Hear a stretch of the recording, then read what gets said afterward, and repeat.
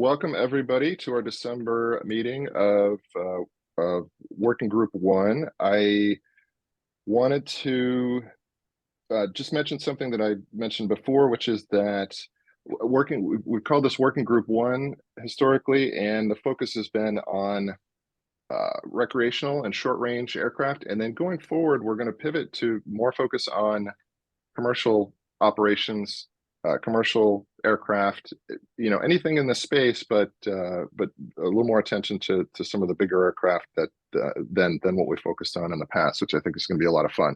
It'll still be all of the above. I'll try to find all the interesting speakers that I can, and hopefully you'll help me when you or anyone you know might be interested in presenting for us. We're all ears and always looking for great suggestions, so keep those coming our way.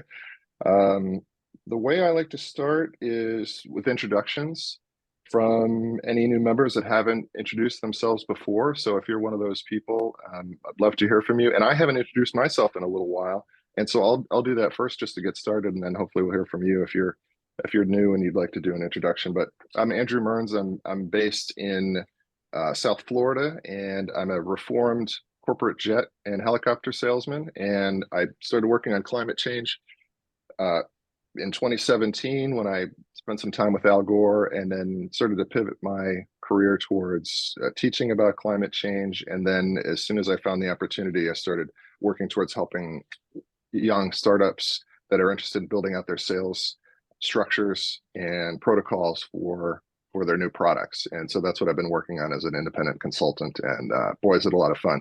I've been affiliated with this group in Vertical Flight Society for about 3 years, and I was mentioning before, the roster's grown to about 270 people, and still growing in a healthy way, and that's wonderful. I'd love to see the interest, and through Vertical Flight Society, which is our benevolent sponsor, we're able to do this. And the idea is to help educate ourselves on constant changes, and also give ourselves a venue for networking and discussion about what we can do to collaborate and continue to further this sector and the technology forward as fast as possible. And so that's what we're here for. And Vertical Flight Society is a wonderful organization that, if you haven't already joined, certainly an affiliation is well worth your time. I'll talk about events in a minute, but that's what we're up to here, and that's who I am.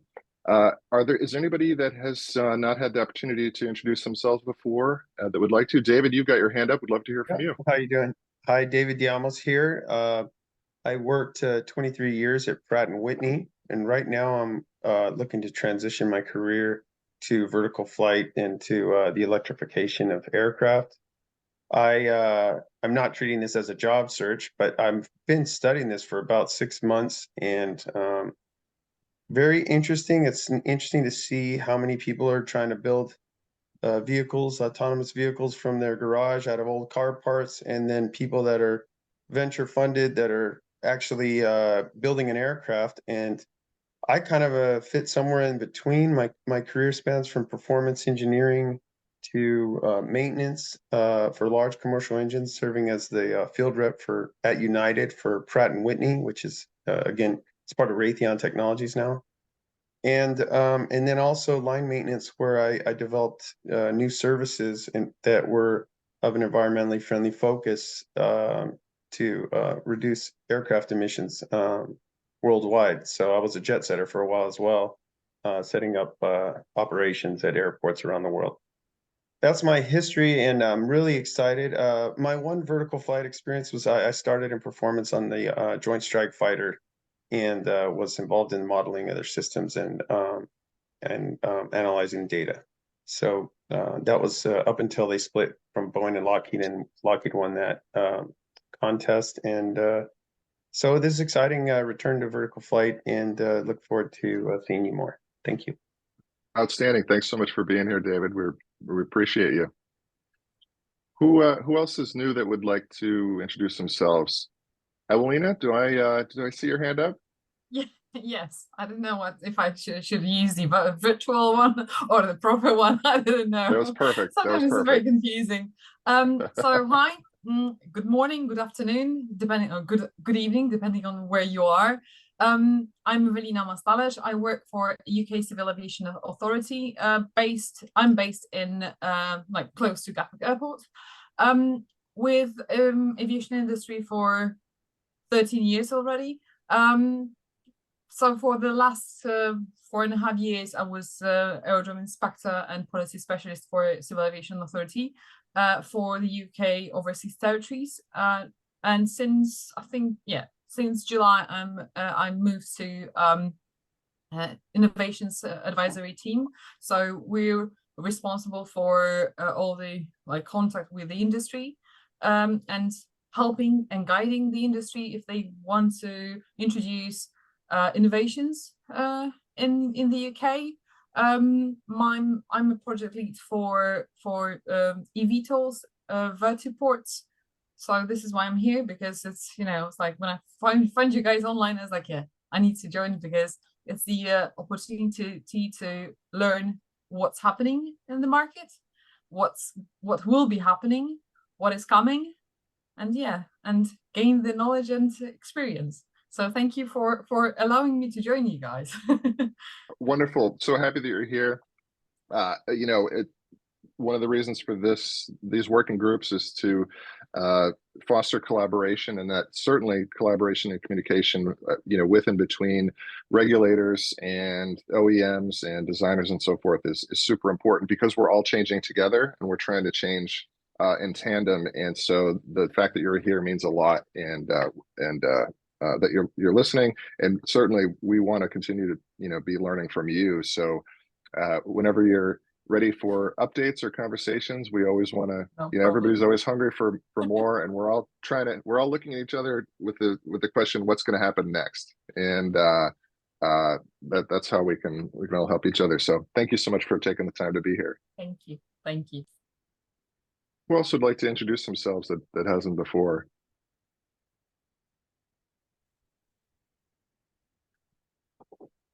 Anyone else? All right, wonderful. We'll get going then. The next thing I wanted to talk about were just some upcoming events. I'm going to talk about a few that I have on the Vertical Flight Society calendar, and I've got 3 of them. And after that, I'd love to hear from you about any events that you've been to recently that you'd like to give us just a quick briefing on, what your thoughts were, was it worthwhile, and what did you learn? And or any events that I didn't talk about that are coming up in the future that you think some of us might be interested in learning about. So the next kind of the big 3 that I had noted were that, and you probably saw this in the emails that I sent out. In February, we've got the eVTOL Symposium, courtesy of the Vertical Flight Society, in the San Francisco Bay Area from February 6th to 8th.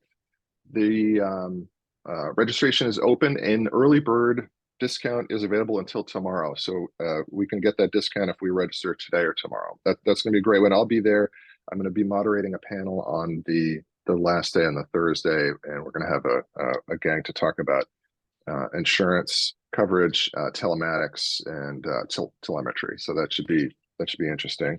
And then if you want to go a day early, I did this last year. This was really interesting.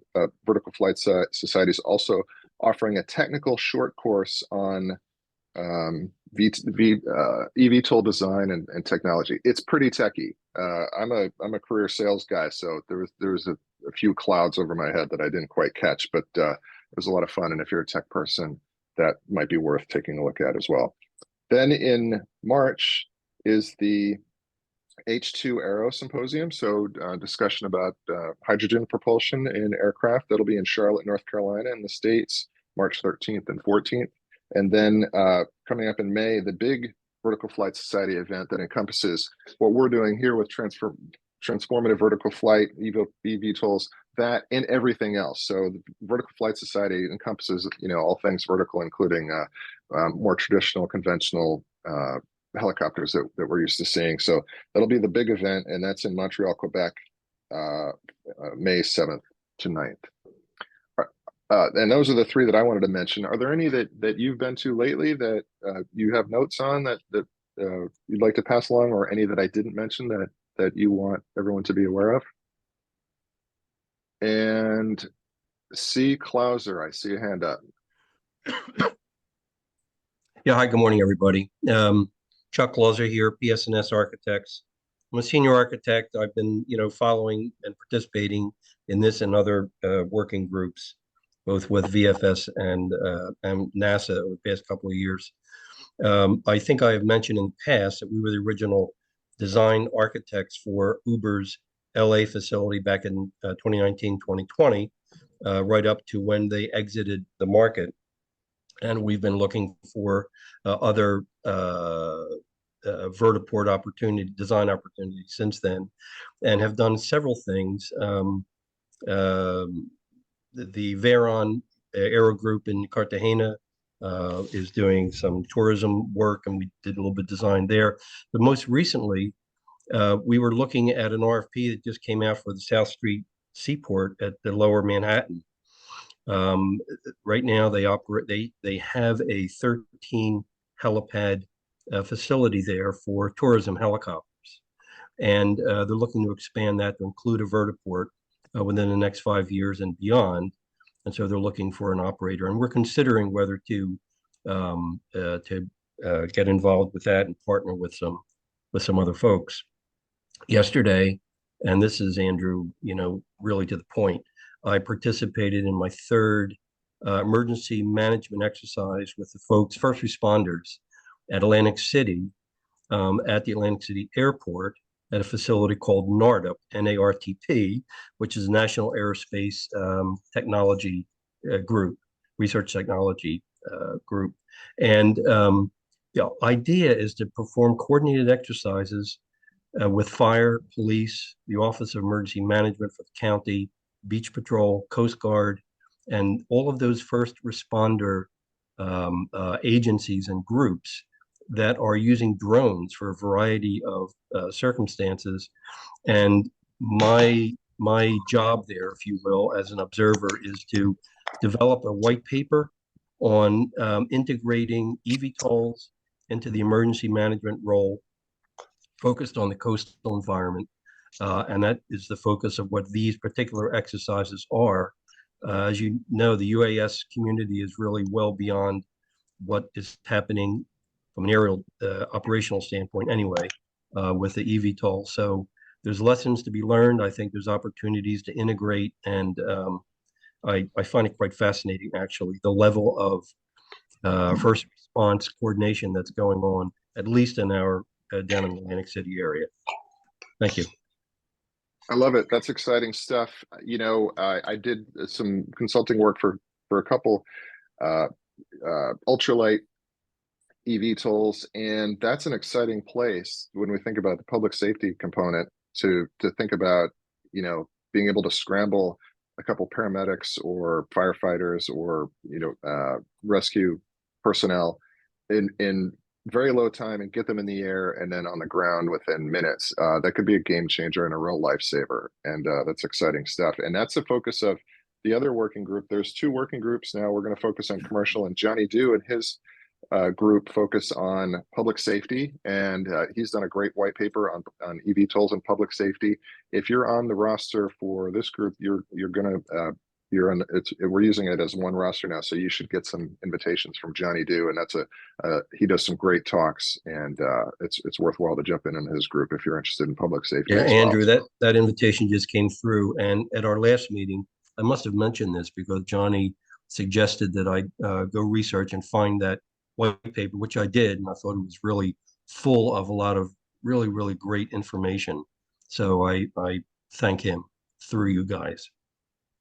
Yeah, there's no small effort from those guys.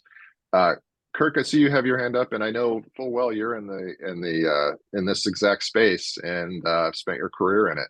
Well, relatively speaking, all terrestrial based, but have an interest and an affiliation to University of Cincinnati's aerospace program. So I'll put a couple things in the chat there. Feel free to ping me on the public safety airborne domain. We have I personally have a lot of interest in a few nexus points. Thank you, Andrew. Yeah, sure. Anyone else with comments about events or past or future? And any questions or comments before we proceed with what I think is going to be a fantastic presentation? All right, I'll first ask if everybody can go ahead and switch to mute. I see a couple of us still. Dom John there, perfect. Okay, so I think we're all muted, and I will do the same as well. We've got a fantastic speaker talking about some pretty amazing technology today. We've got Kynan Fletcher is the co-founder director of RogersEV. He's an ex-RAF man. He's done a master's in aerospace and spacecraft, MIT, Southampton. He's worked in robotics on some really amazing stuff. That included Rotorcraft and electrical motors, where he's led engineering teams. And in 2020, he, using his visions with a partner, got up and running with RogersEV, and they've been working on what is, I think, promises to be a game-changing motor technology. And the primary product they're focused on now is called HaloDrive, which I believe is a rim embedded magnet drive that's different than anything else I've ever seen before. And so I'm excited to learn more. I think there's tremendous efficiency to be had here, and it just looks like an amazing product. So with that, Kynan, take it away. Looking forward to hearing about your tech. Fantastic. Thank you very much. Let's hope I can share the right screen. Cool. Right. Let me know if everyone can see okay. Oh, too fast. It's all right. Okay, cool. Right. Hi, I'm Kynan. I'm just going to go over what we do here at RogersEV. I'll just whistle through a bit of an introduction. I started life 50% of the time painting my face in camouflage paint, and 50% of the time I was an escort to the royal family in the UK. So it was a rather mixed bag, and of course the mandatory Type 2 fun we do in the military. I moved into academia after aviation, specifically looking at generative design and a little bit of generative AI, may I add, before it became all the rage and really cool. So we were looking at electrification of aircraft and wing members, and specifically sort of monocoque designs, seeing if we could get some generative AI to give us some interesting fiber layup in that. I am a real human being as well, so in my spare time, I'm a keen freediver, spearfisher, and I also like to convert classic bikes and go on long rides with them. So recently across the Himalayas. So without further ado, I'll jump into RogersEV and how it came to be. So on the left is a what's known as a circumferential flux motor. I'll unpack it in a little bit, but it works in a very different way to a normal motor. It uses sort of a Lorentz force rather than a classic radial or axial motor does. So it's a very coreless system. And I met my business partner, Richard, and he came to me with this idea on the right, which at first looks rather unassuming and wacky. But we sat down and we somehow squished the two together, and these two components you'll see evolve into the HaloDrive. So just to give us some background and a bit of a 101 on how to design something that's not quite been designed before. Where did we start? So at first it was a lot of equations and really just working with sort of the base principles behind analytics of propellers, which it doesn't make very good bedtime reading. I strongly advise people to not go down that route unless you are so inclined. But it gave us a really good perspective on sort of the broad brushstrokes in a very short space of time. Certainly let us compare. So on the right, you'll see a comparison of our solved performance against a conventional system. And we can see we almost modeled them sort of like for like, which was, I assure you, really cool, even though the graph doesn't look like it. So next, we moved into sort of early sort of pre-CFD. So it's not quite full CFD. We're taking sections of our blade and we're looking at sort of generalized computed principles. And what we wanted to do was get a feel for this space. So we're now asking a blade not just to sort of hover, but we're asking it to fly at speed forwards and somehow transition between the two. And you've got some craft that use so much energy in the hover that obviously, again, an efficiency there pushes us much further towards, you can use that energy to go somewhere. Versus you've actually got quite a, as we all know, demand for power at the hover rather than at the cruise, because you don't have wings to help you out. So we try to look at sort of different metrics for efficiency of the blade, spanning through from sort of early rotor flight through transition and into forward flight, to try and work out how we sort of square this circle, because we didn't think having discrete systems perhaps was such an elegant solution. So with the inverted blade was a really interesting one. So we sort of blasted air at it. We cut ring sections and we looked at the blade in early CFD stages there. And really what we're able to find is that you do get some entrained benefit from the center. And you'd also get a lot of benefit, as you might expect, from a lack of recirculation of the flow. Now, I'll touch on to these 2 points later, but really to narrow down our design space, we were sort of looking at early stages at, how what was the gain of these two features and how we could preserve them. Next, we did a very interesting, oh, not that, this one isn't interesting, the next one is. So next, what we did is we compiled all the data we had together, and we pumped it through some traditional CFD that you can see. So varying sort of our mesh sizes, and this is the first time we sort of brought in the residuals and looked at sort of long-running simulations over sort of days and weeks with the resources we had available to just sort of fully quantify the benefits of an inverted rotor. We also had to run this parallel to structures, so composites, inner ring thicknesses, FEA, basically looking at all the structured components to say, okay, aerodynamically it's great.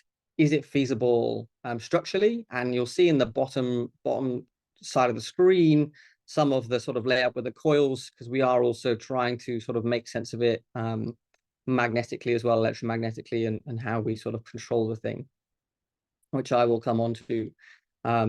So this was our first sort of Frankenstein, so to speak, our first demonstrator. I don't know why that video shrinks, but that's why it's overly big. And really it was just to prove, the power level. We were at sort of 10, 12 kilowatts, and we were really running a one-of-a-kind motor architecture. And I'll come on to what makes the motor architecture so special and mesh so well with the design overall, and why we're able to do what we're able to do. Of course, like everybody in the game, it's nice to have some sleek renders and try and work out what this thing could live on, if it could live on something, which we now know it can. So around this time, we had a look at sort of craft layout, craft performance, aerodynamics, and sort of in-wing systems and everything else that this rotor would be particularly suited to.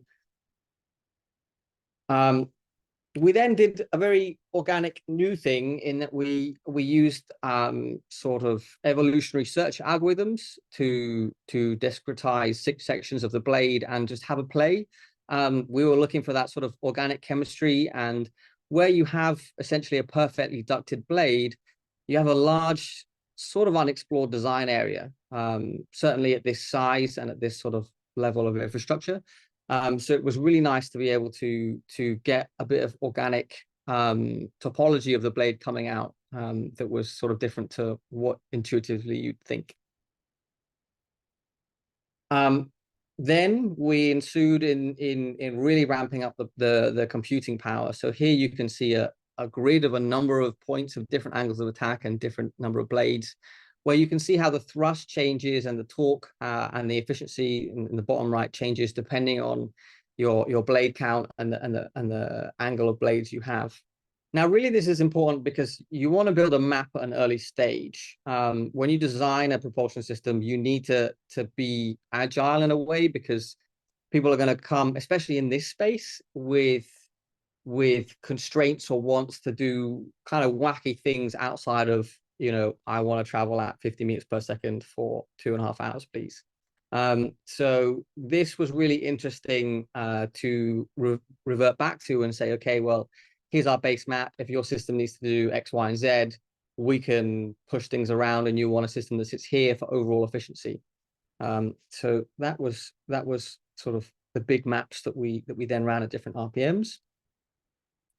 And the full evolution now you'll see of the system started to have more blades, it started to grow in duct length, and it really grew in thrust. So for around about the same power, we almost doubled thrust through a number of really unique features. The obvious one being the hollow core at the center, but the ducting and the motor and everything else that sits around it also really facilitates that happening. And we'll open the kimono on that shortly. So from our initially baseline design to an optimized design over a period of sort of 9 months, we see a really big increase in thrust. And on the bottom here, you have efficiency. So you have a, you know, up and right is good. So you have a really big improvement. And our aim with this system was to get to roughly 100 kilos of thrust or 1,000 newtons. So we made some really big strides, as you could imagine. When you first design sort of a new tech, you get that sort of big slice of the cake where you get all your easy optimizations out of the way, and then, as we know, it becomes sort of more energy for less return. So this culminated in this very, very, very sexy animation, which is a DES full simulation, moving mesh and turbulent boundary layer. And in English, that's basically as high realism as you can get. And it took a long time on I must have hijacked Amazon's web service at least 1% of their total energy for at least, you know, 10 minutes to be able to get the simulation out. But it really did prove a lot. One of the things it proved was that we were conservative. So if you look at the blue line, we could only do this on 1 point because at sort of 5 to 7K a pop, we couldn't do so many points. But if you look at the blue line and the point and the arrow and then the orange point, you'll see that we had a sort of 17.5 performance improvement from where we're working at sort of a low resolution level, relatively speaking, to that most high resolution level, which made us really excited to see, you know, what was going to come out eventually in real life. So before I swing back around to that, let's talk about where the gains are coming from and why these tech pieces fit together nicely in a sort of perfect jigsaw. So really, the HaloDrive system, we're looking to address 4 main losses. So you have your tip duct losses, and these are governed really by your structural constraints. So your issue is that the less structure you have in a system, the sort of more room you need to give for the blade to not touch the wall. And these can be as low as 3 or as high as 11%. So it's really hard to get a good comparison on there. You have central blockage losses. Now, these are really interesting because more and more now we're asking our propulsion system to do more, to have higher torque. And so you're sitting quite a chunky OD motor in the center of what's quite a narrow space. And so you're actually blocking a chunk of air, which is one thing. But the other side to this, which I think Lilium have experienced recently, is to expand the flow again, you have to elongate your duct downstream to let sort of the duct fully get the pressure work almost back out of the air. And that means that these ducts are growing in length. So you've got parasitic and profile drag, skin friction drag. And you also have awkward things happening like the duct becoming so close to the ground when tilted that you now need to raise your whole craft on stilts, if that makes sense. So it does have repercussions that sort of spiral in this domain.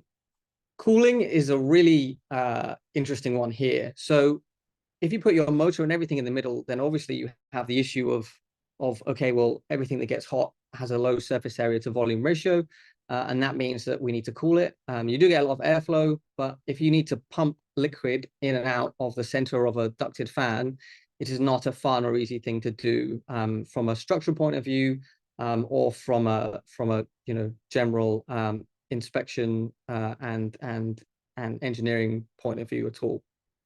So you save a lot of weight and complexity by having a distributed architecture around the outside, allowing you to sort of pump much more power in and to cool things passively because you just have so much surface area.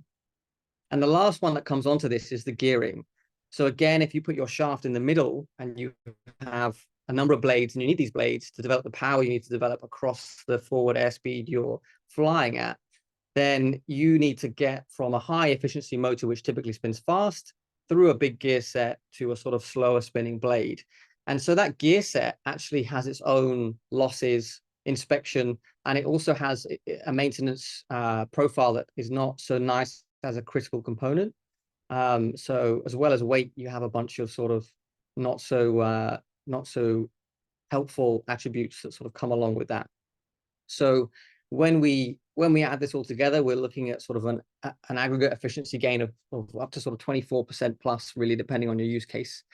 And don't forget that if your flight envelope is you hovering for a minute either side of you doing your cruise phase, then all of the gain you make from hover goes straight into cruise. So you can actually get a cruise or a range increase of bigger than 24%, if that makes sense, depending on the ratio of how much power you use and where. So I will go on to why we're doing what we're doing and why it hasn't been done before, but I'll just break down these aspects before I talk about that.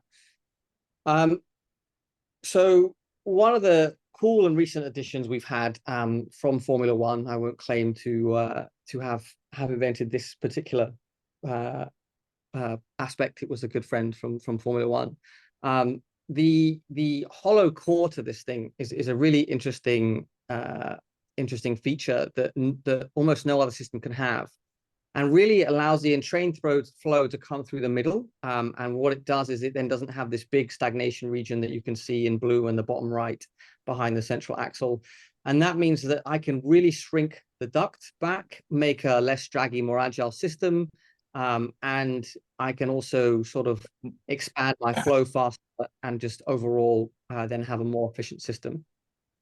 The embedded duct as well is a bit more obvious in that by perfectly joining my blades to the duct, I don't have any recirculation there. Now, from an acoustic point of view, it's really interesting also for those of you who are that way inclined and are flying sort of low over terrain or cities or whatever else.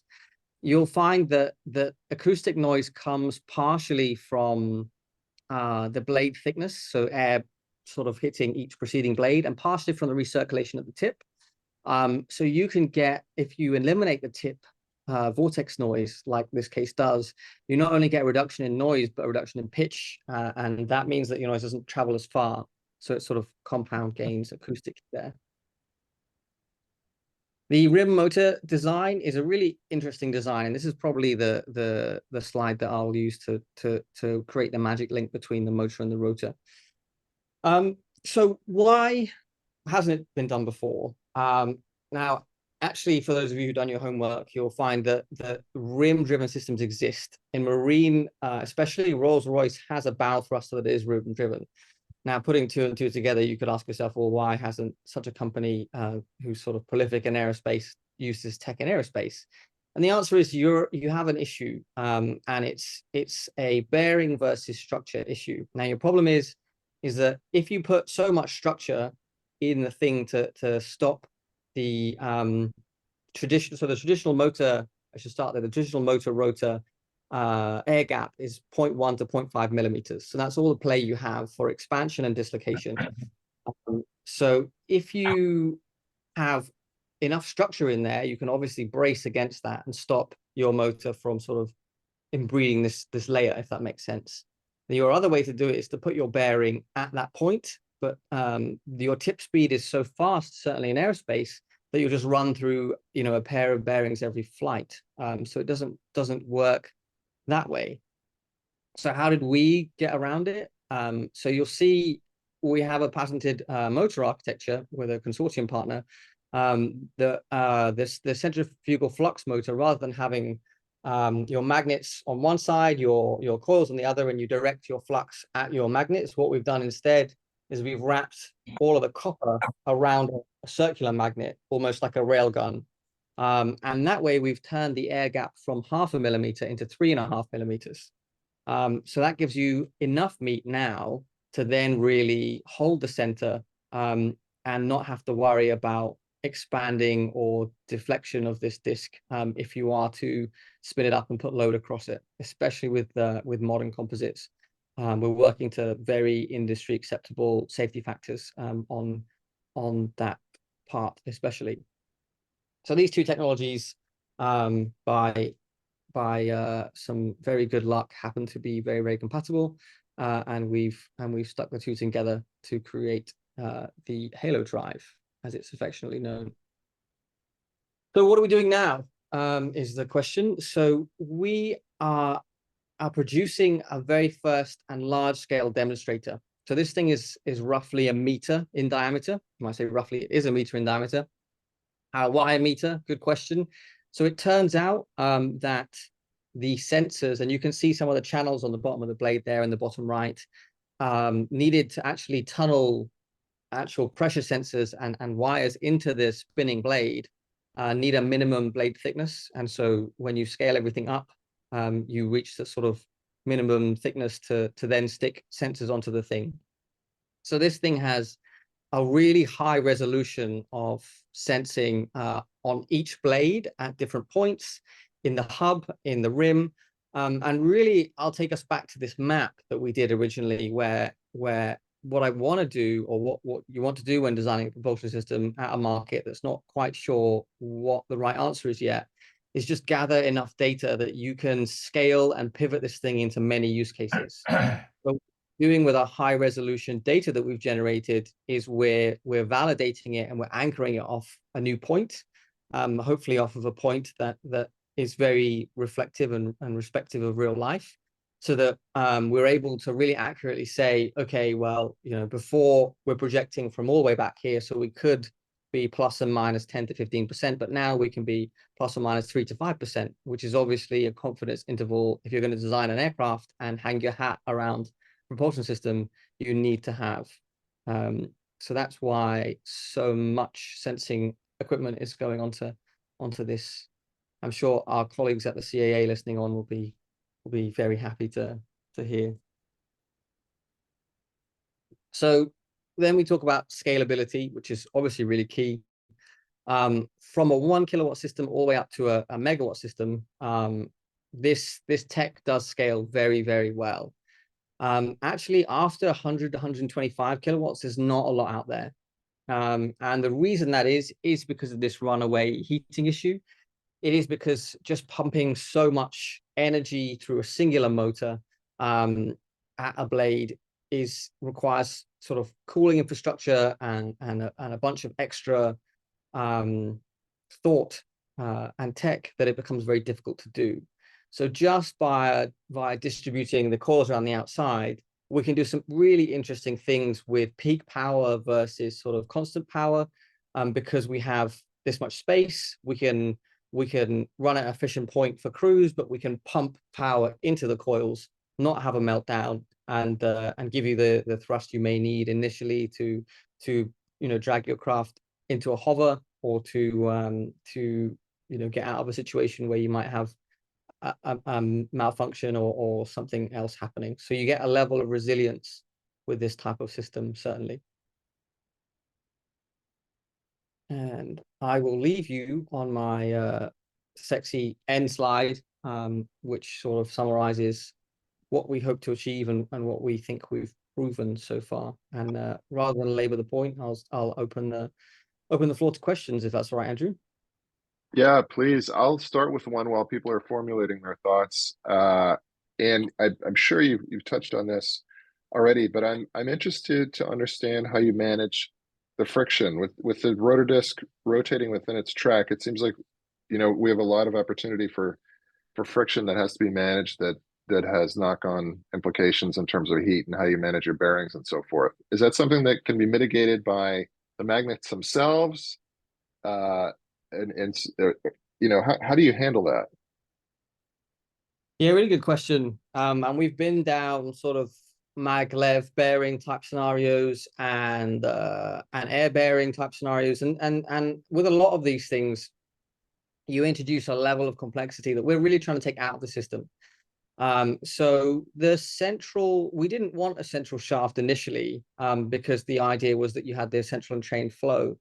Actually, the sort of large diameter ring bearings at the center that you can sort of almost now see are really the perfect solution, in that you have a large diameter system, so you're sort of holding the moment very well in case you want to gimbal the system, but at the same time you've got a relatively low track speed comparatively.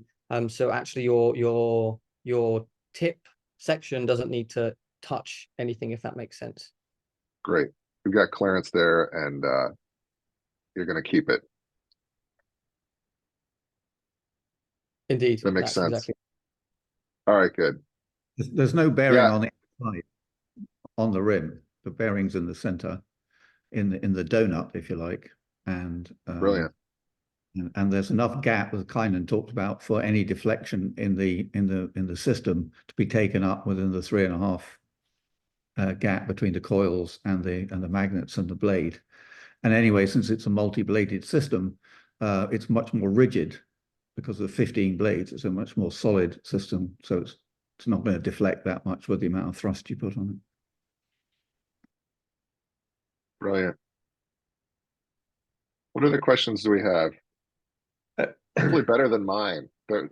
Which one? That's not a high bar. David, did you have a question? Yeah, I had a question on the slide 23. Can you give a sense of the units? If you go back one slide, yeah. What size aircraft is this capable of lifting? And then does this, I see different images of aircraft in the background of the presentations. Is this solely working on propulsion, or is there some aircraft design that here it looks like a hovercraft, the other looks like it's going forward? Is there some swiveling that happens on like on the JSF, they call it the 3-bearing swivel duct? Is there some change in direction of the propulsion? And then how big of an aircraft do these numbers and thrust here propel? Thank you for your question, David. And I really did skip over the graph a bit fast because I've been looking at it all day probably. So at the bottom you have thrust kilograms, right, from 50 up to 300. In answer to your question, how big a craft, how many systems are you trying to stick on it, and what you're trying to do with the craft? If you're trying to get a 3-ton craft to hover, then the answer is, you're going to need a fair few sort of systems on it, pointed downwards, depending on your diameter of system. This really is to give an indication of the scalability of the tech. So with a 1,000 kilowatts, you can generate an awful lot of static forward thrust, which should be in line with sort of a Dash 8 requirement, so sort of 60 packs, commercial type thing. With 50 kilowatts, then you should be looking at roughly, I'd say 150 kilos of thrust. And if you were to look at, perhaps regulations for SLA, sports light aircraft, and you were to put, however many axes on you need, you could pivot them if you need to. The beauty of our system is that it can run in wing. So if you don't need a duct that does that and you stick it into a wing, it also works for sort of an in-wing system if you wish to hover that way. I know that Ascendance FT over in France are sort of running an in-wing propulsion system. So really this is just saying we're versatile. We don't have big issues gimbaling at all. We work over a high range of forward airspeed, purely because the more blades you have in a system, the more the airflow, without getting too deep into it, conditions between each blade. And so if you actually have a number of blades, you can really condition the flow and work at low speeds and not stall, as well as high speeds. And why wouldn't everyone do this? Well, the higher the torque you require, the more gearing you need in there. We don't need any gearing because we basically run all the torque from the outside because we're not in the center. And so we can sort of really then say, well, we can run 20 blades at 30 degrees angle of attack if that's sort of what you require. Does that answer your question, Semi? Yes, thank you. Perfect.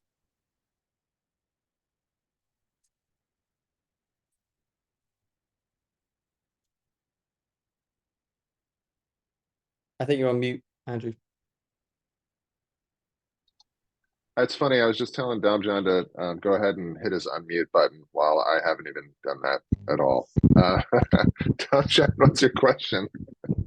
For the prototype of diameter 1 meter, what would be RPM of the rotor? So we're actually going to achieve 100 kilograms of thrust at just shy of 1700 RPM. So relatively low RPM. Yeah. Okay. That was an easy question. Thank you. Thank you, Damjan.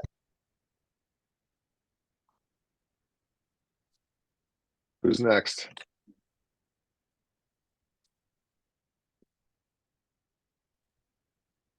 Kynan, while people are thinking of other questions, what's your development timeline look like? This is not an easy process that you've jumped into here. I'm thinking you've got a couple of years of R&D ahead of you. What does it look like from your perspective? Yeah, very good question. And I guess it all wraps into the question of, what level of certification are you going after? There is this big talk of SLA, sports light aircraft categorization, moving from 650 up to 1200 kilos, I think, if that's correct.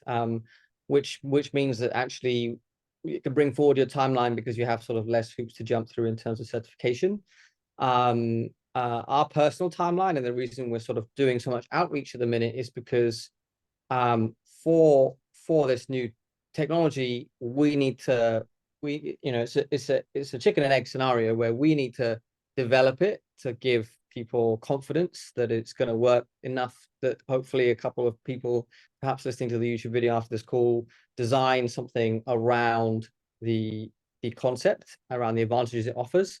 And then that really allows us to sort of push forward a first sort of champion of the tech, and look to scale it through that way. We would love to go, straight to, a megawatt worth of energy, and I'm an environmentalist myself as well. I'm sure we all are, while we're looking at electrification, and rip out, all the engines on a Dash 8 and replace them for electric engines. But it's going to be a process, right? And the CAA who are listening avidly to this call should know that we will start small, accrue lots of hours, and gradually move up the sort of craft certification curve. That makes sense. Damjan, would love to hear from you. Hit your unmute button and let's hear it. So the magnets are on the blades, right? If I understand.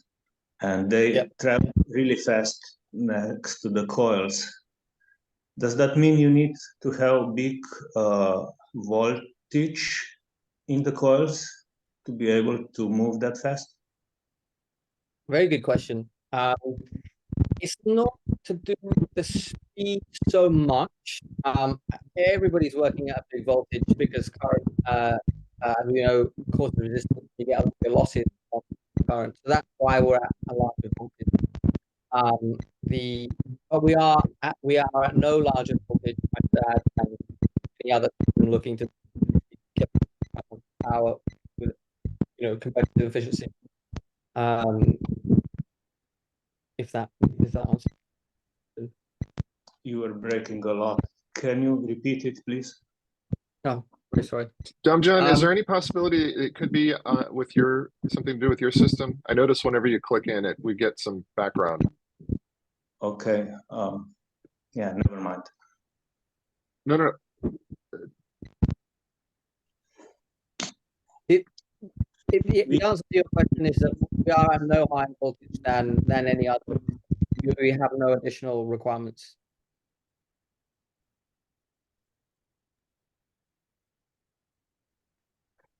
And what other who's next on questions?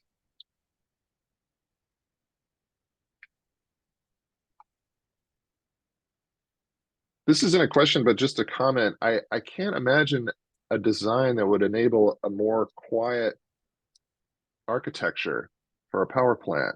I mean, it just seems to cover all the bases. That's what we think. I mean, there are definitely different methodologies out there. I know that Whisper are using one where the blade is running at a certain speed that is outside of the audible range, but that tends to be tricky to scale, just because the tip speed versus the acoustic signature don't line up in such a way that you can just make the thing much bigger.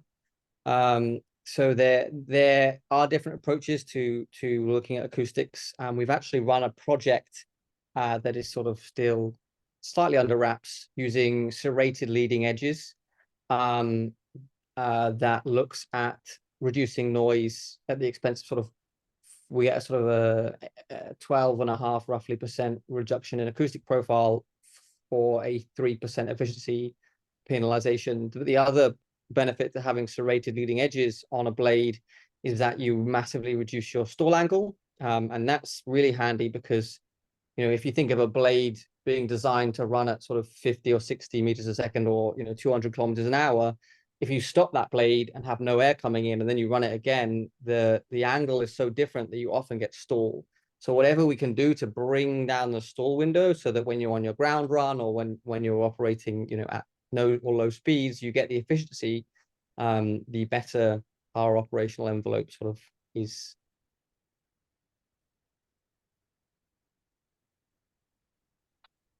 Brilliant.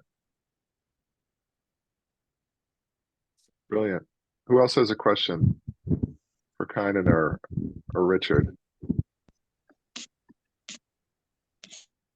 I guess David? I have a question. What's the when is this going to be put on an aircraft and demonstrated? Yeah, that's a great question. So we would look to do after in Q1 just coming up next year, we will have a unit sitting and spinning in a hangar that will be the 1 meter diameter system, giving all the data. And we're then looking to sort of put 4 or more onto a small air platform. Now, probably not the UAM you're thinking of, but maybe more a UAV, something smaller, and demonstrated in a sort of small drone sense. But yeah, we would really like to partner with one or more OEMs looking to produce a craft to really tailor a system for their application, and then demonstrate it as per sort of timelines. But there's a lot of moving parts in here, so really we need to work together early. We can replace the system, but you might find that you do not get the same yield that you would get if you were to sort of involve the propulsion system early. Thank you. Apologies, I can't get back to you with a great answer. Thank you. Danny had a question via the chat. Are there any CFD-like simulations that predict acoustic profiles that can be prepared to standard or existing aircraft designs in their noise profiles? Now, I don't know if that was for all of us or for. Yes, that is a great question. The noise profile and I'm not an acoustic guy, so I'm speaking from secondhand information, but the noise profile is very, very sensitive to the aerodynamic profile, and so where the CFD can give you a good idea of what the thrust is going to be, acoustically your margin for error or your confidence interval is a lot higher. So yes, there is, but we are starting from the point of view of, okay, let's match the profile really accurately. And one of the beautiful, benefits from having sort of so many sensors onto this blade is I can open up my simulation and check each point for the pressure, and I can tie the two things together. Now, once I have the pressure correct on every part of the blade, I can put that data straight into acoustic CFD simulation, and we can then start to look at what that looks like in my opinion, just more sensible numbers. So right now, the analytical approach of saying, okay, here's the fraction distribution of where the noise sources are and what the amplitude is, and here's how we mitigate each one by what amount gives you X. Yes, is one way of looking at it, but certainly going forwards, pumping that data back through computational dynamic assessment of the noise is the way forward, certainly. Brilliant. And that brings us right to time. Down John, I saw your hand up. If you got a quick one, fire away after you hit unmute. Yeah, a quick question. What about weight of the motor compared to the similar power conventional propulsion? That is a good question. And one I'd like to more than 1 minute. All I'd say is it's been very hard to compare apples for apples because we're running a rotor and motor, and a lot of weight is given of motor only or is given of rotor only, so it's hard to get that exact comparison. All I would say is that because we're coreless, we basically don't have any iron or any heavy metal aside from the neodymium, so that has definitely a gain. And so with the composite structure and the coreless system, we envisage to be lighter, or not lighter, but the same weight for a power level. And then depending on how, what your maximum versus continuous power is, you can certainly have a much higher maximum power because you just reach your critical heating point a lot slower with something that can radiate the heat. Does that answer your question?